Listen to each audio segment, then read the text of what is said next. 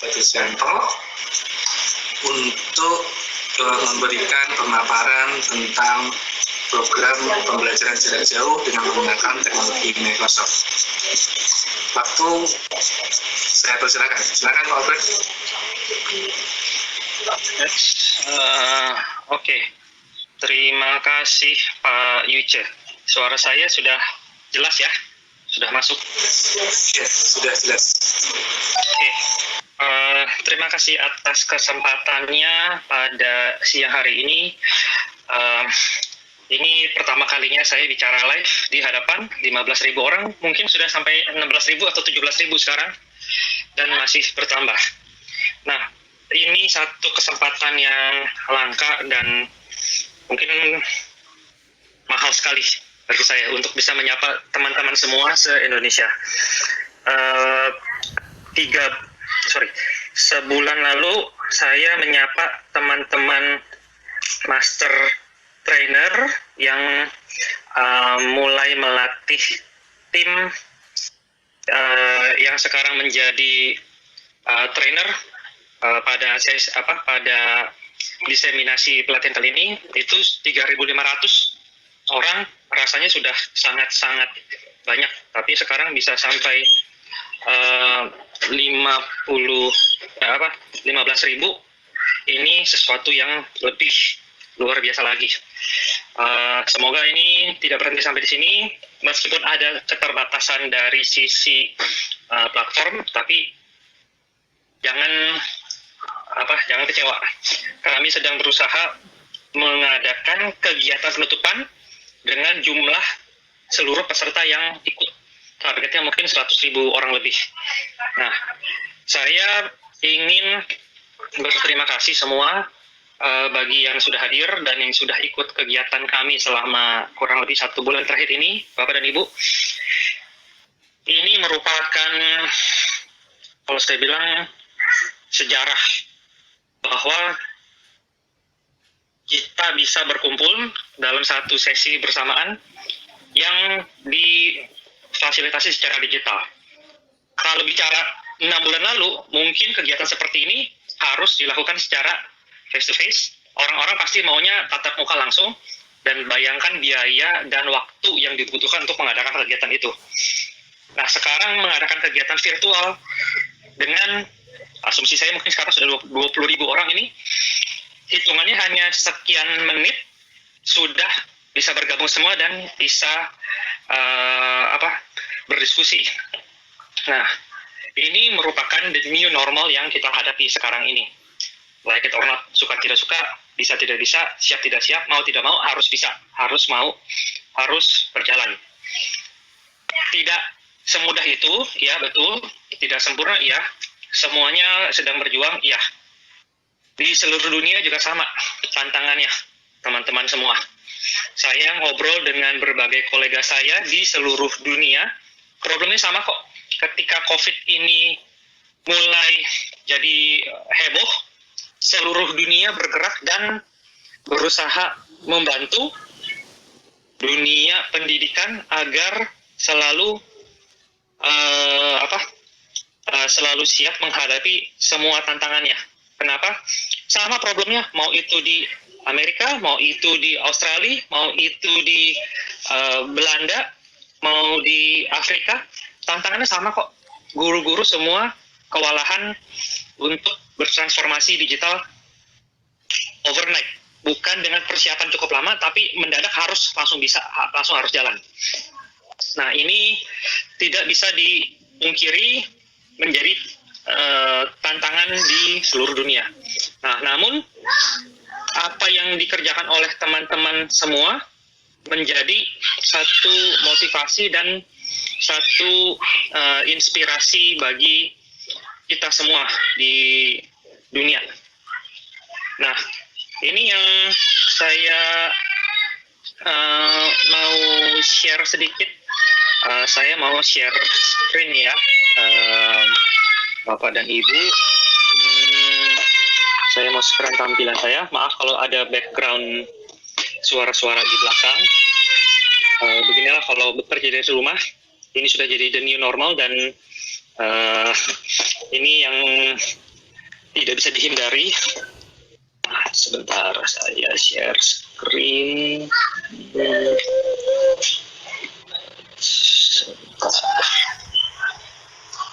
Hmm.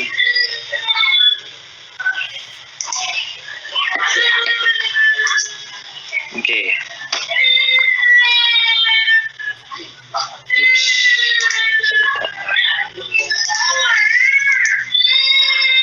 Nah, terlihat ya layar saya. Nah, ini program yang agak, ya mungkin bisa dibilang bukan agak lagi sih, sangat mendadak, sangat sangkuriang, sangat roro jonggrang, di mana ide ini muncul dari teman-teman Microsoft Innovative Educator Fellow,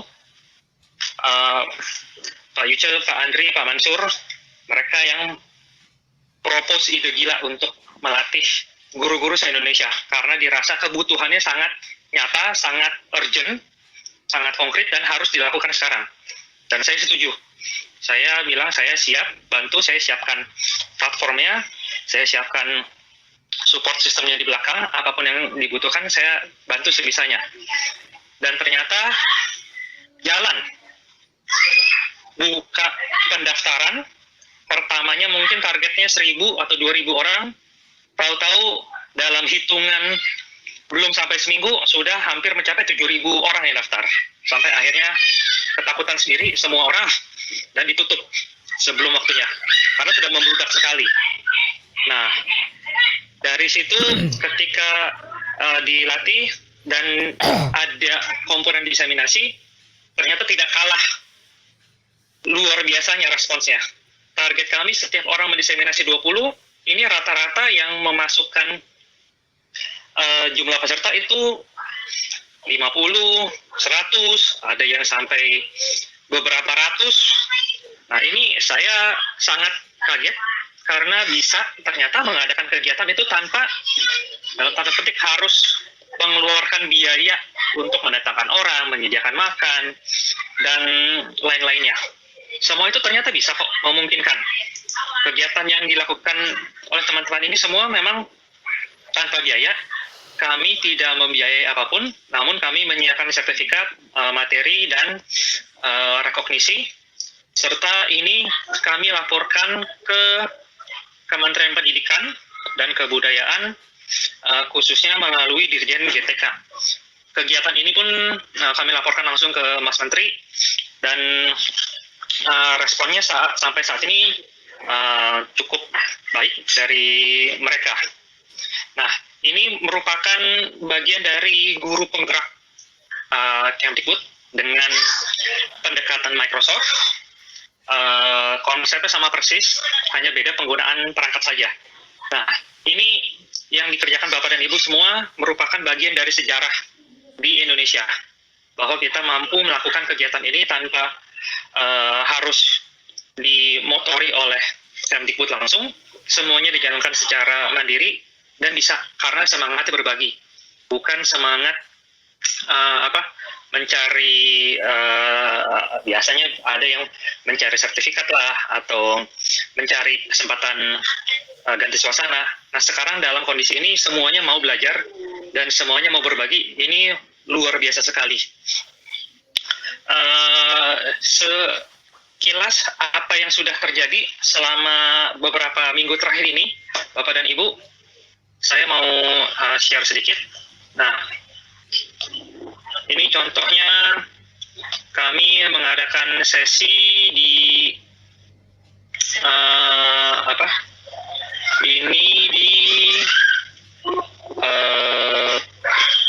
ini saya lupa di mana ya. Maaf, sudah kebanyakan saya diundang untuk seminar kegiatan agak mabuk sekarang. Oh, ini kemarin dengan P4TK IPA. Dan baru juga tadi saya ngomong lagi menyambut teman-teman di P4TK IPA yang mulai diseminasi juga hari ini. Lalu Ini contohnya lagi, ini di acara penutupan diseminasi di Kabupaten Sinjai. Jadi mereka sudah mulai lebih cepat, dan acara ini dihadiri oleh Kepala Dinas Pendidikan Kabupaten Sinjai, Pak Andi Jeffrianto Asapa. Ini menjadi program di Dinas Pendidikan. Dari kami targetkan melatih 20 orang masing-masing, mereka sudah melatih 900 dan masih akan rencananya melatih lagi 2.500 orang berikutnya. Ini di luar ekspektasi. Saya tidak pernah menyangka seluruh guru di satu kabupaten itu akan mendapatkan pelatihan dalam bulan Juli ini. Ini sesuatu yang mungkin kalau tidak karena pandemi tidak akan pernah kejadian. Tapi ternyata bisa kok memungkinkan. Nah, ini satu lagi yang menarik dari Sekolah Indonesia Luar Negeri. Saya diminta memberi sambutan pada acara pembukaan pelatihan diseminasi juga untuk para guru Indonesia yang mengajar di Sekolah Indonesia Luar Negeri, dimotori oleh Sekolah Indonesia Luar Negeri di Jepang, di Tokyo. Tapi pesertanya totalnya itu kalau tidak salah hampir totalnya 200-an orang dari 13 negara. Jadi apa yang dikerjakan ini menjangkau seluruh diaspora Indonesia yang ada di dunia, seluruh elemen pendidikan di berbagai negara. Ini bagian dari sejarah yang luar biasa, khususnya paling tidak untuk saya pribadi.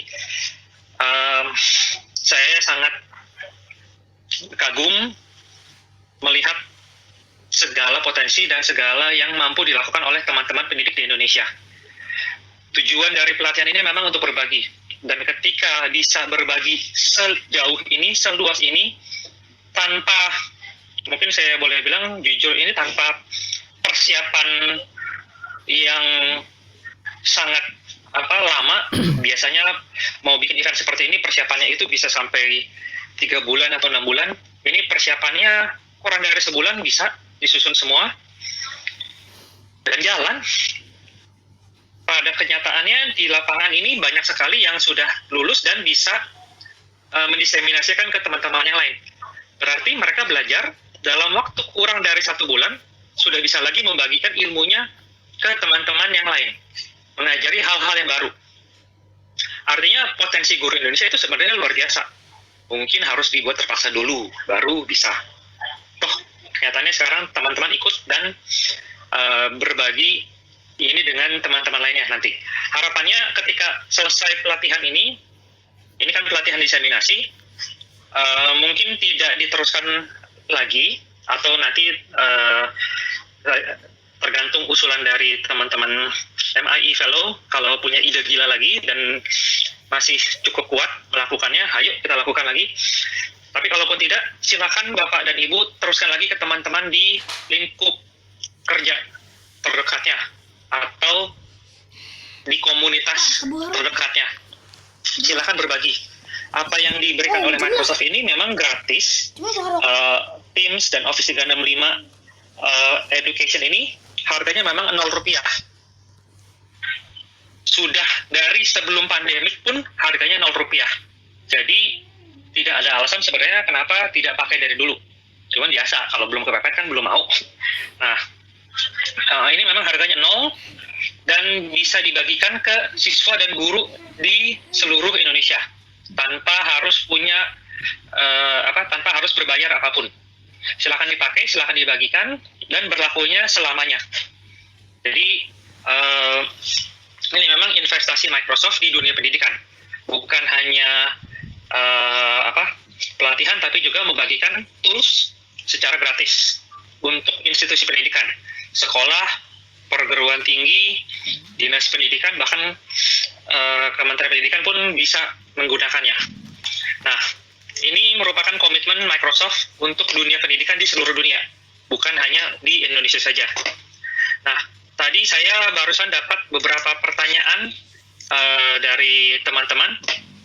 Nah, ini kalau produknya gratis dibagikan, apakah aman? Apakah safe? Nah, ini yang saya mau share sedikit, Bapak dan Ibu. Ini prinsip keamanannya Microsoft, bahwa semua platform yang dipakai, semua platform yang ditawarkan oleh Microsoft ke customer-nya, pendidikan, perbankan, pertambangan, pemerintahan, dan yang lain-lain, semua prinsipnya sama. Pasti aman, mulai dari identitasnya itu selalu aman, aksesnya itu bisa diatur, threat protection. Jadi kalau ada serangan-serangan cyber itu pasti akan ditanggulangi secara otomatis. Tidak perlu pakai aplikasi tambahan lagi, tidak perlu pakai antivirus lainnya, itu sudah cukup. Dan informasi yang ada di dalam layanan kami itu semuanya diproteksi. Kenapa? Ini merupakan standar yang diberikan Microsoft, baik itu ke Office 365 Education yang free, ataupun yang dipakai di Departemen Pertahanan Amerika, ataupun di perbankan yang ada di seluruh dunia. Indonesia juga ada beberapa bank yang pakai teknologi Office 365 ini.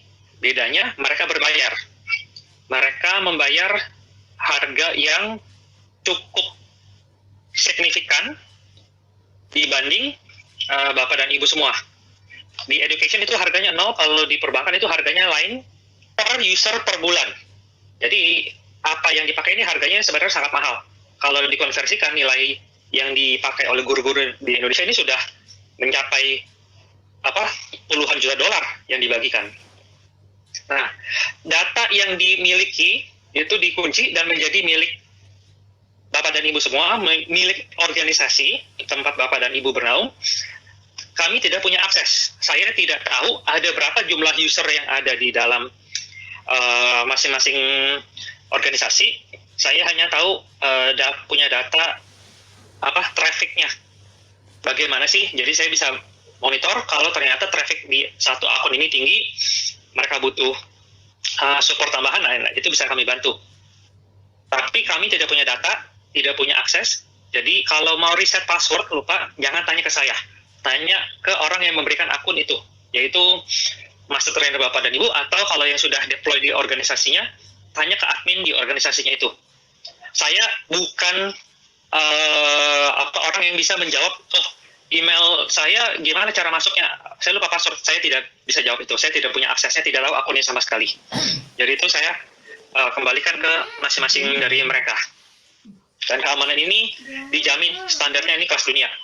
Ini adalah daftar organisasi yang sudah Microsoft ikuti standar keamanannya.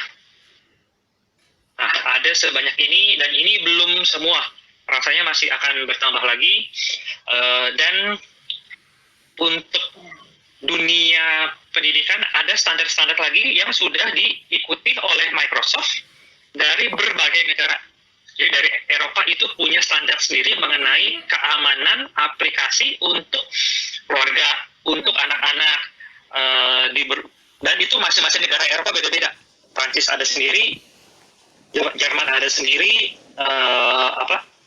Belgia dan lain-lain, UNESCO juga punya standar, itu beda-beda. Atau ada, dan Microsoft semuanya sudah comply.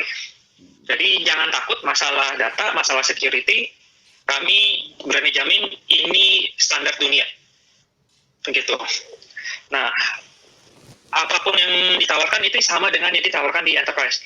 Kemarin ini Microsoft, kalau Bapak Ibu iseng-iseng coba cari berita tentang JEDI, JEDI, itu kontrak yang diberikan dari Pentagon ke Microsoft terkait proyek keamanan negaranya. Kalau mereka sampai memberikan itu ke Microsoft, artinya kami sudah sesuai dengan standar mereka. Silakan dicari sendiri, itu beritanya. Gitu, Bapak dan Ibu. Nah, terakhir, sebelum saya serahkan kembali ke Pak Yuce, ada satu cerita yang ingin saya bagikan sedikit. Ini saya sudah lihat dari sebulan lalu dan ini sangat menyentuh bagi saya. Ini juga sudah saya ceritakan ke teman-teman di Microsoft Indonesia dan Microsoft Worldwide Education bahwa pelatihan ini menjangkau siapapun di Indonesia dengan kondisi apapun. Belajar itu tidak harus di dalam ruang kelas, tidak harus di dalam ruangan yang dengan infrastruktur lengkap. Ini di salah satu desa di Kabupaten Bone, Sulawesi Selatan, di mana koneksi sinyal itu susah, hanya ada di titik-titik tertentu. Namun bisa diselesaikan pelatihannya dan bisa menguasai dan bisa melakukan diseminasi. Artinya bukan alasan lagi kalau saya tidak punya jaringan, saya infrastruktur terbatas. Selama masih ada listrik, masih bisa diakalin. Bahkan ada yang ikut pelatihan ketika dia harus mengerjakan tugas, mereka sampai bawa 2 atau 3 laptop supaya bisa menyelesaikan tugas-tugas itu. Ketika satu habis, bisa berganti. Jadi saya yakin melihat pengalaman ini, potensi guru-guru di Indonesia itu sangat luar biasa, sangat memungkinkan. Selama ini permasalahannya mau atau tidak mau. Nah, kalau sekarang mau tidak mau harus bisa. Dan dengan kesempatan ini, saya yakin guru Indonesia akan naik kelas, sehingga anak-anak didik kita juga akan naik kelas nantinya. Naik kelas dalam arti pembelajaran akan berbeda, dan harapannya pengalaman belajar anak-anak berubah menjadi lebih luar biasa lagi. Berubah agar sesuai dengan kondisi yang sekarang. Jangan takut, Bapak dan Ibu, tidak ada yang tahu persis model yang paling akurat itu seperti apa. Tiap daerah punya gayanya masing-masing. Saya ngobrol dengan teman-teman di Jawa Tengah, Jawa Timur, sama-sama Jawa saja itu bisa berbeda gayanya. Untuk yang di luar Jawa, itu berbeda-beda lagi, sangat menarik. Saya sedang lihat juga apa yang dikerjakan teman-teman di Indonesia paling barat, di Aceh, dengan Indonesia paling timur, di daerah Papua, itu luar biasa menariknya. Ini kesempatan yang langka untuk kita semua juga, Bapak dan Ibu. Silakanlah berkomunikasi antar sesama peserta diseminasi. Ini kesempatan yang mahal untuk kita belajar tentang kultur, belajar tentang Indonesia itu seperti apa sih, seluas apa sih, dan kekayaan budaya kita itu sangat luar biasa. Ini yang saya pelajari dalam beberapa hari terakhir ini, ketika baca hasilnya, lihat-lihat datanya, luar biasa. Indonesia itu luar biasa sekali potensinya. Dengan kegiatan, mungkin bisa dibilang tanpa modal lah. Kondisi kita semua sedang babak belur. Dinas pendidikan semua daerah sudah kehabisan anggaran karena harus dialihkan ke penanganan COVID. Kementerian Pendidikan pun juga sudah cukup habis-habisan anggarannya dikonversi untuk penanggulangan COVID dan semuanya berubah. Namun kegiatan ini tetap bisa jalan. Artinya memang semangat berbagi kita itu luar biasa tingginya. Ini menjadi satu cerita yang paling fenomenal, dan ini ketika saya ceritakan ke teman-teman saya yang di Worldwide Education pun mereka sangat kagum dan penasaran. Mereka ingin belajar. Ini jadi satu case study yang sangat luar biasa untuk dunia pendidikan di dunia. Sekali untuk itu saya mengucapkan terima kasih yang sedalam-dalamnya atas partisipasi teman-teman dalam kegiatan ini. Semoga ini bermanfaat bagi kita semua. Bukan hanya sekedar mengisi waktu, tapi betul-betul bermanfaat untuk mengembangkan pendidikan di Indonesia. New normal akan menjadi seperti ini, dan ya sepertinya masih akan cukup panjang waktu kita untuk beralih ke pembelajaran digital. Bahkan sesudah, mudah-mudahan dalam waktu dekat bisa kembali normal pun, ini tetap harus menjadi salah satu opsi pembelajaran. Toh ternyata semua bisa dengan segala kondisi. Nah, ini harapan saya, dan semoga teman-teman semua bisa sukses menyelesaikan kegiatan ini, dan nanti kita bisa bertemu lagi pada saat sesi penutupan di, kalau tidak akhir bulan ini, di awal bulan Agustus nanti. Kurang lebih dari saya itu, Mas Ica, untuk kurang lebihnya apa yang saya katakan, misalkan ada kurang berkenan, saya mohon maaf. Saya kembalikan ke panitia, silakan.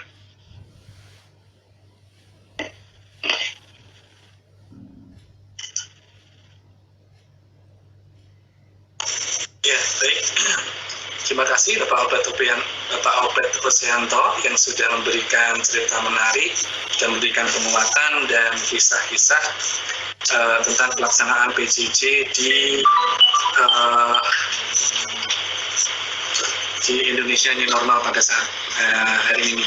Baik Bapak Ibu, selanjutnya sebelum saya masuk ke sesi tanya jawab yang nanti juga akan dibantu menjawab oleh Bapak Obed Rosianto, saya akan tampilkan ini Bapak Ibu tentang panduan diseminasi yang tentu Bapak Ibu sudah terima sebelumnya,